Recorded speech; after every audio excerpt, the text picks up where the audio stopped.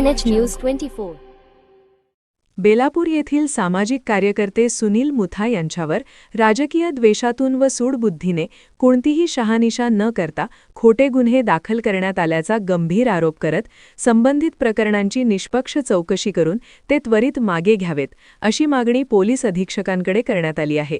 या संदर्भात देण्यात आलेल्या निवेदनात नमूद करण्यात आले आहे की अलीकडील काळात श्री सुनील मुथा यांच्यावर दाखल करण्यात आलेली प्रकरणे ही पूर्णतः राजकीय दबावाखाली दाखल करण्यात आली असून त्यांचा वास्तविक सत्याशी कोणताही संबंध नाही। योग्य आणि सखोल चौकशी केल्यास ही सर्व प्रकरणे खोटी व अन्यायकारक असल्याचे स्पष्ट होईल असा ठाम विश्वास व्यक्त करण्यात आला आहे। निवेदनात पुढे असेही म्हटले आहे की प्रशासनाने या प्रकरणांकडे गांभीर्याने पाहून निष्पक्ष चौकशी करावी तसेच राजकीय द्वेषातून दाखल करण्यात आलेली बनावट प्रकरणे तात्काळ मागे घ्यावीत।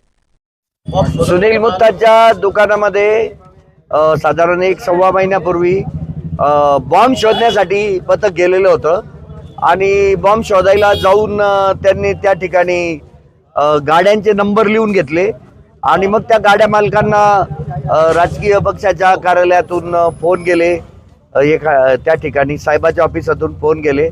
PA लोक बोलले तुम्ही मुथांच्या विरोधात गुन्हा दाखल करा म्हणून। एक गुन्हे फिर्यादी देणारा सापडला, त्याच्यावर दबाव आणला आणि पहिला गुन्हा दाखल झाला आणि आता परत एक गुन्ह्याची फिर्याद या ठिकाणी दाखल करून त्यांच्यावर गुन्हा दाखल झालेला आहे या ठिकाणी।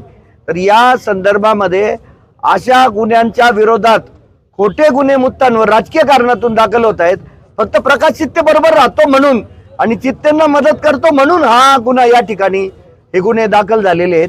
याचा निषेध करण्यासाठी आणि दाखल झालेले गुन्हे सरकारने मागे घ्यावे, रद्द करावे यासाठीचा हा निवेदन देण्याचा हा मोर्चाचा छोट्याशा मोर्चाचा या ठिकाणी कार्यक्रम होता।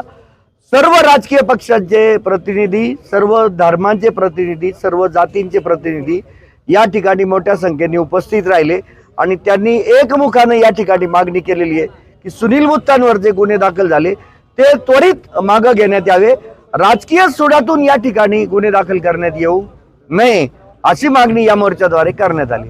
या ठिकाणी प्रशासनाने जर आपल्या या निवेदनाची दखल घेतली नाही, भावनांची दखल घेतली नाही, पुढील आंदोलनाची दिशा काय असणार आहे? नाही, आता त्यांना सांगितलंय ना आम्ही यापेक्षा जास्त उग्र आंदोलन करू म्हणून, दखल घेतली नाही तर।